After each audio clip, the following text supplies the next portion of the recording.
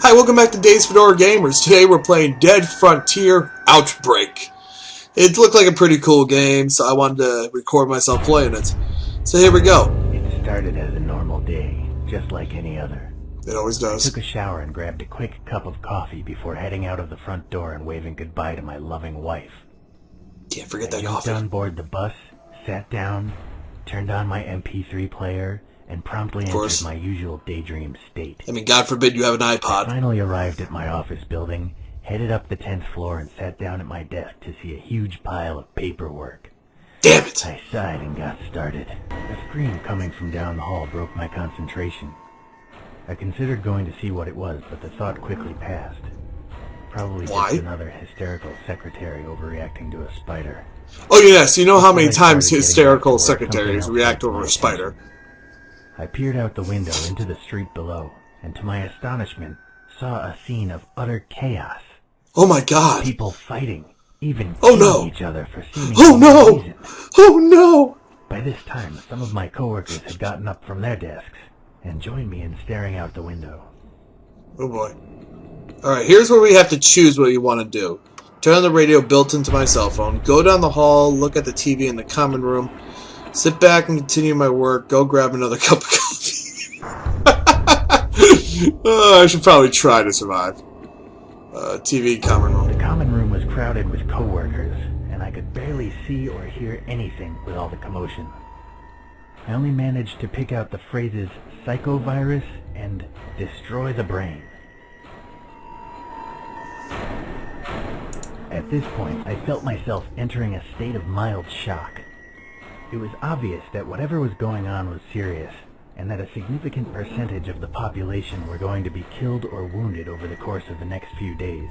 What? My thoughts quickly turned to my wife. Was she okay? What if these maniacs were near our home?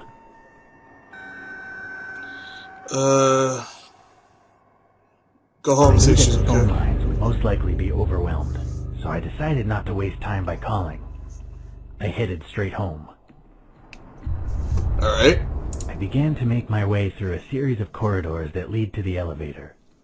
On my way, I noticed a struggle out of the corner of my eye. I turned to see a disfigured man frantically clawing at and biting a young woman's leg. Blood was Jesus! already pouring from her multiple wounds.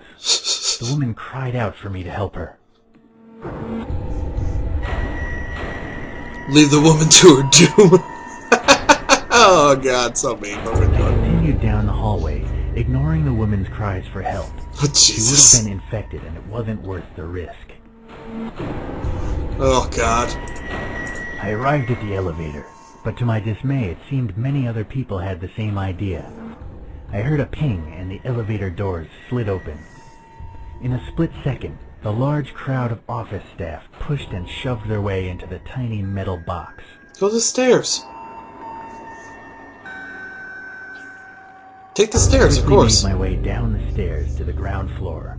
Sure, I was a little out of breath, but at least I saved time and avoided a potentially lethal situation. Oh yeah, there you go.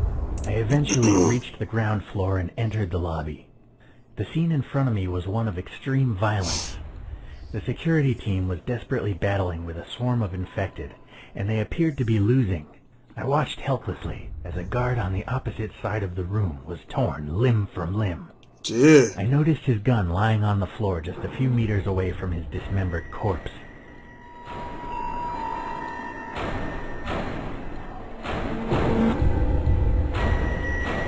I don't want the gun. I'm gonna go through the rear exit. I managed to slip away without any infected noticing and proceeded quickly towards the rear exit. Cool. I made my way through several corridors towards the back of the building. As I approached the rear entrance, I spotted a hefty padlock across the bolt, making it practically impossible to open without a key. I cursed my bad luck and tried to figure out my next move. The janitor would have had the key, but reaching his office would have required going back towards the lobby.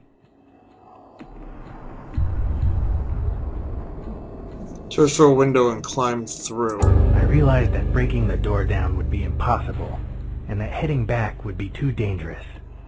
so I set about searching for another exit. Okay. I remembered that there was a small window in the male bathroom just a few doors down the corridor. I arrived at the bathroom door and pushed it open. Suddenly, I heard a bestial roar coming from further down the corridor. A dozen infected had spotted me and were now heading in my direction. Oh, crap. I quickly entered the stall and spotted the window I was thinking of. However, to my dismay, it was much smaller than I had remembered. I thought that I would probably fit, but I knew it was going to be a very tricky maneuver.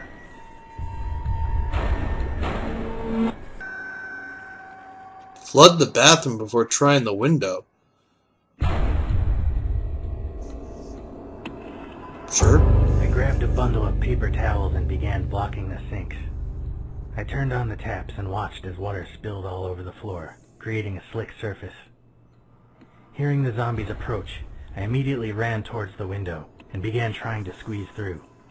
The infected burst into the room and began to slip. However, this only seemed to buy me a few seconds, much less time than it took for me to actually flood the room. As I frantically tried to push through the window, one of them grabbed me and sunk his teeth into my leg. I managed to get free and escape into the street, but it was already too late. I was infected.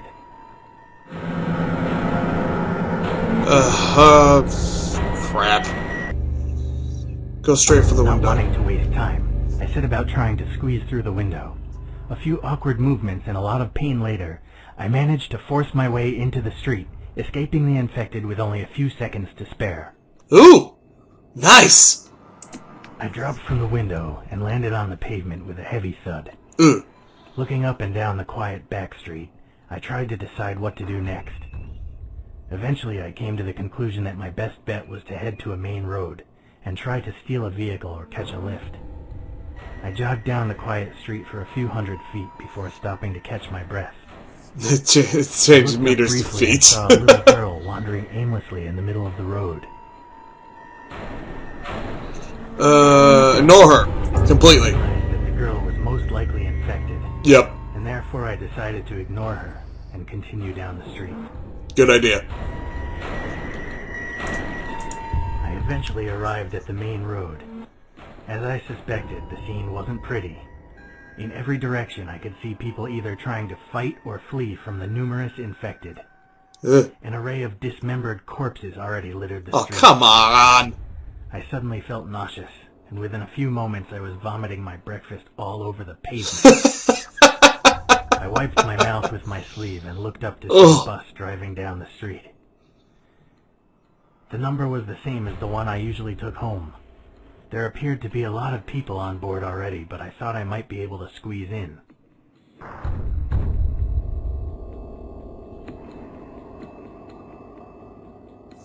Yeah, ignore the bus. Just keep going. I realized that getting on the crowded bus probably wasn't a good idea. If someone on board were infected, then there would have been no escape. Yep. Alright, next. As I continued down the street, I noticed several groups of people.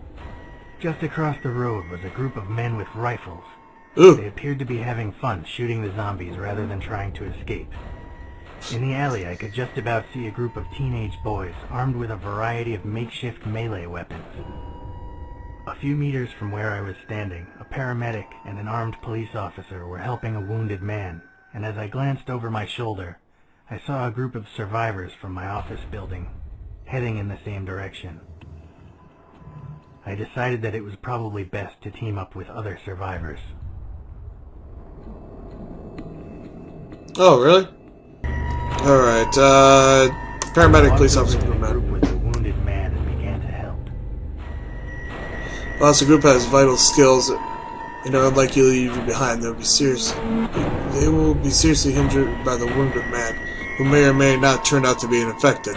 We eventually found a few different options for vehicles in which we could make our escape. On the far side of the parking area, we found a pair of road motorbikes.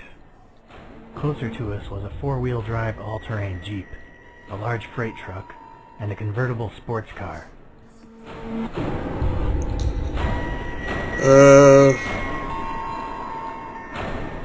I would suggest the Jeep. I suggested that we take the Jeep, and the others quickly agreed. Having the ability to go off-road if necessary would be incredibly There we useful, go. Yeah. especially since many roads would have been blocked with traffic, accidents, or zombies. There you go. We approached the Jeep and peered inside. To our dismay, we saw a pair of infected inside, Ah! clawing at the windows in an attempt to escape.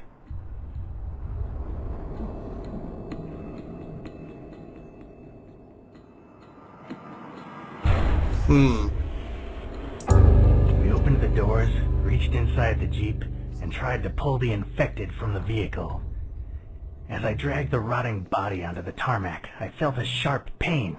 Ah! I looked down, and to my horror, saw blood pouring from several bite marks on my left forearm. Damn it! I momentarily exchanged glances with the others before running as far away from them as I could. It wouldn't be long before I became a zombie. Wow. Okay, what else can I take?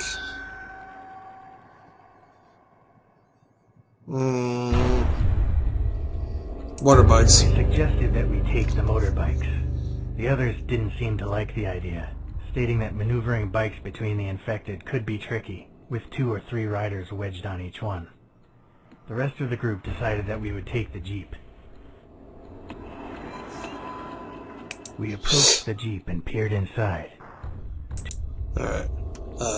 Another I vehicle made my instead. suggestion, but the others didn't listen. They really wanted that Jeep, and a few zombies weren't going to stand in their way. Okay.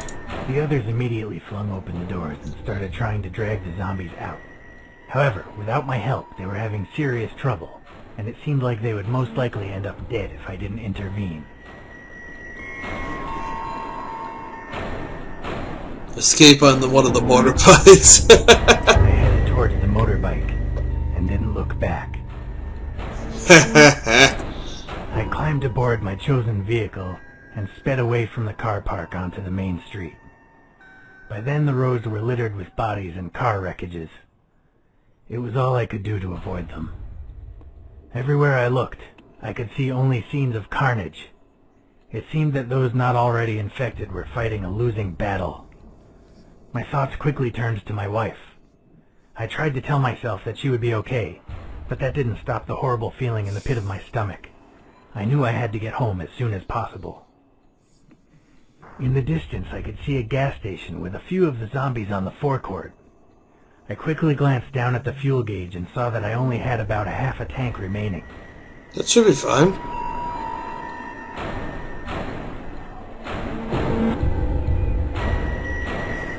I can't fill up the pump because I don't have a card. The card won't work. Without I stopping. decided not to stop for gas or supplies due to the potential danger. Half a gas tank was more than enough to get home anyway. Yeah, there you go. Alright. I continued down the road before turning onto the main highway out of town. However, it wasn't long before I noticed a mass of vehicles blocking the road ahead. The combined sound of all the honking, shouting, and screaming was deafening. Nobody had kept to their lanes, and cars were packed so closely together that not even a bicycle could squeeze through. Aww. The blockage extended so far down the road that it was literally impossible to discern what the cause was. Can I take... I'm gonna try to take it off road. Realizing that there was no point in waiting, I decided to get off the road. And drive through the open field instead. At first I made good progress, and as my thoughts turned to my wife, I started driving faster and faster, determined to get home to her as quickly as possible. By the time I saw the old tree stump among the crops, it was already too late. Oh! When I awoke hours later, I realized how lucky I was to still be alive. My ride was totaled, and I wasn't much better. Several of my bones were broken, and I could barely move, let alone walk.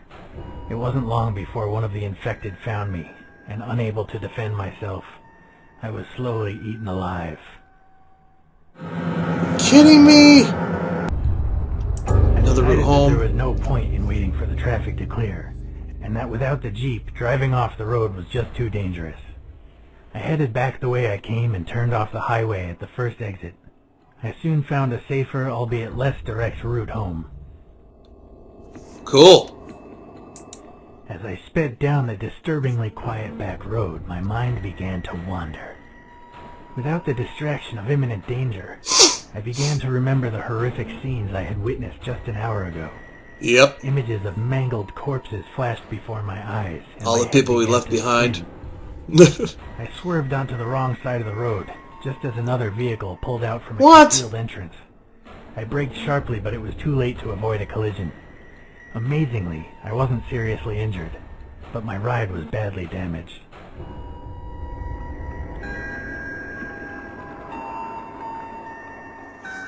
Try to steal other driver's car. As I walked over to the car, I realized that the driver was either unconscious or dead.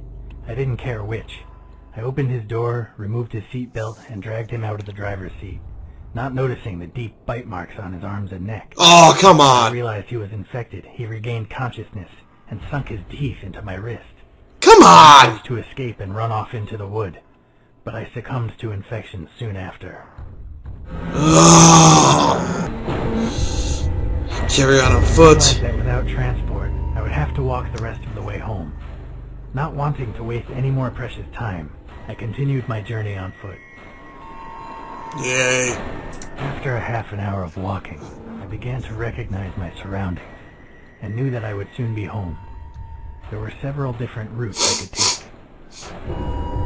Main route, train line, shortcut through cornfields, shortcut through woods. I'm gonna say train line.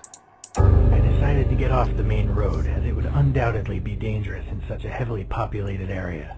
I decided to follow the train line instead, since it ran not far from my house and would be totally deserted. Sure enough, I didn't see another soul. Nice. I finally arrived in my neighborhood, exhausted. I knew that my house was just a little further down the street, but the area was swarming with the infected. Most of them seemed distracted by what few survivors remained, but I knew it was only a matter of time before they noticed me. I remembered about a small alleyway nearby, one that would take me most of the way home in relative safety. I entered the alley, and as expected, it seemed totally devoid of life. However, as I walked past a large dumpster, an infected old man stepped out of the shadows and tried to grab me.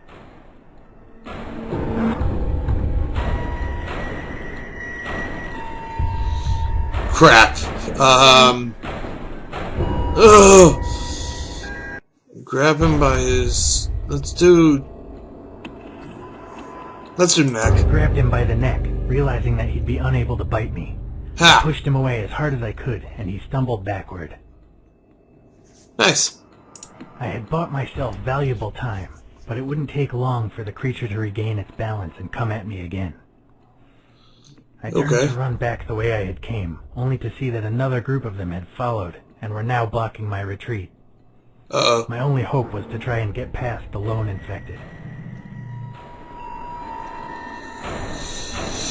Brick threw it at his head. Brick hit him in the head with it when he gets close enough, or try to run past him.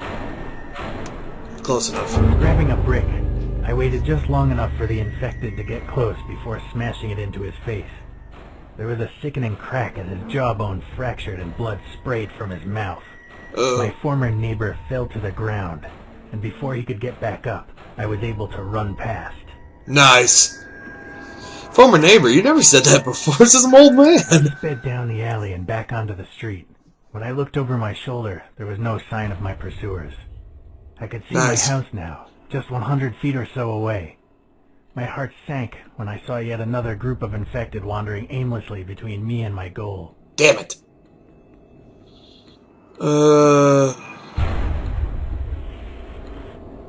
Red neighbor's rear I guard. decided that it was too dangerous to carry on down the street. I went around the back of one of the neighbors' houses and climbed over the fence into their garden. It was tiring, but I carried on scrambling over the fences until I got to my own backyard.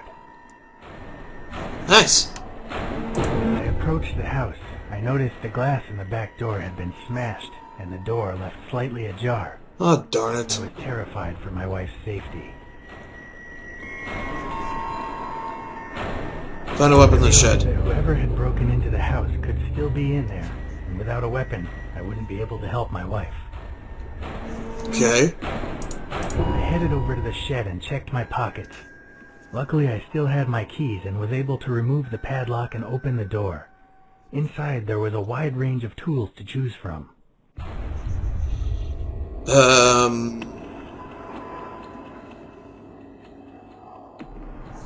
I'll go with hand axe. With my weapon in hand, I left the shed and walked back to my house. Before I could enter, I discovered why the back door had been left ajar. A teenage looter emerged from the house carrying my television, obviously intent on profiting from the crisis. When he saw me, he dropped the TV and pulled out a large kitchen knife.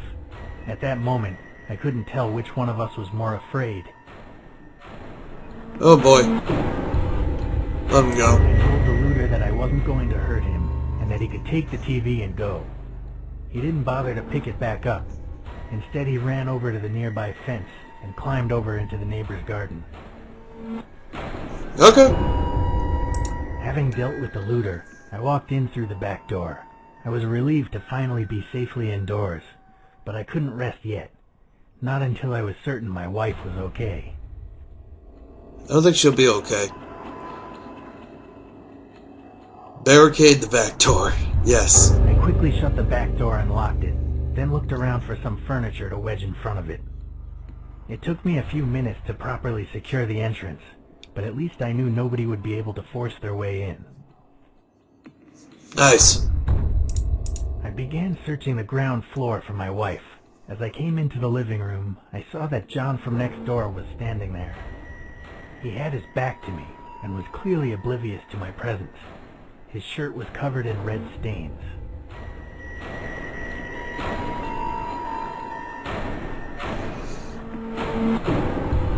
Attack with an arrow. John was surely infected, so I snuck up behind him and hit him as hard as I could on the back of the head. His skull made a satisfying crack and he fell to the floor, dead. I had never liked him much anyway. I'm so evil. As I went to go upstairs, I noticed a note had been left for me by the front door. I recognized my wife's handwriting immediately. The note said that she couldn't wait for me any longer and that she was going to pack her bags and take the car to her parents' house in the countryside.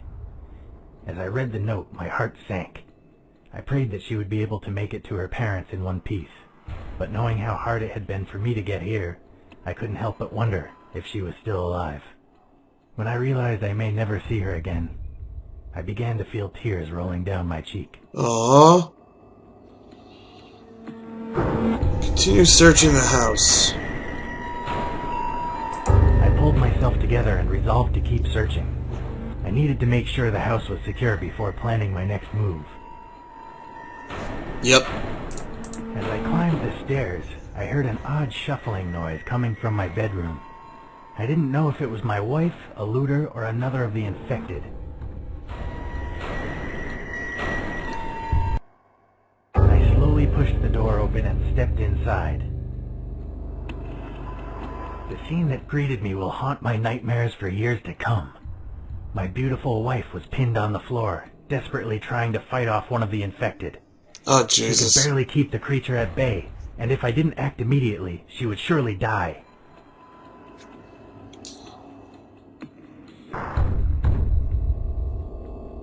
Kick the infected off her before attacking. I ran at the infected and kicked it in the face with all my might. It was enough to get the beast away from my wife. Nice. And I was able to quickly finish the job without the risk of hitting her by mistake. That would have sucked. I was finally reunited with my wife. I dropped the weapon and held her as tightly as I could. In that moment, I was happier than I had ever been. Yet the Nice. feeling would not last long. I asked her if she was okay, and she showed me her hand. Oh no. Blood dripped from several bite marks on her fingers. I didn't know if she would become infected or not, or even how much longer she had. She sobbed as I struggled to decide what to do.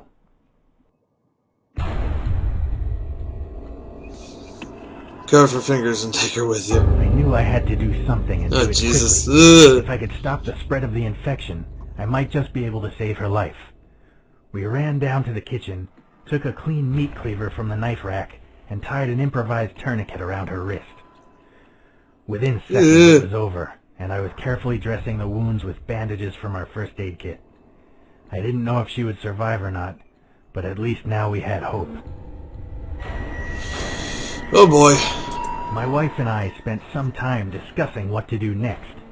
We realized that we couldn't stay in the house forever, as it was just too dangerous this close to civilization. We decided that our best bet was to load up the car with food and supplies, and then head for her parents' house out in the country. I made sure the house was secure, dragged the corpses down to the basement, and then helped my wife get everything ready. She looked pale and weak, but it didn't seem like she would turn, at least not for a while yet. Nice. By the time everything was ready, it was already nightfall, so we decided to spend one more night at home before hitting the road. I don't think either of us slept that night, but it was better than traveling in the dark. We left at dawn. To be continued. That was pretty good. I enjoyed that. Thank you so much for joining me. Check back on my YouTube station for more videos. I just updated the YouTube station so it all looks all nice and prettyful now, and there's playlist you can click on. So please check out more there, and I'll talk to you guys later. Bye.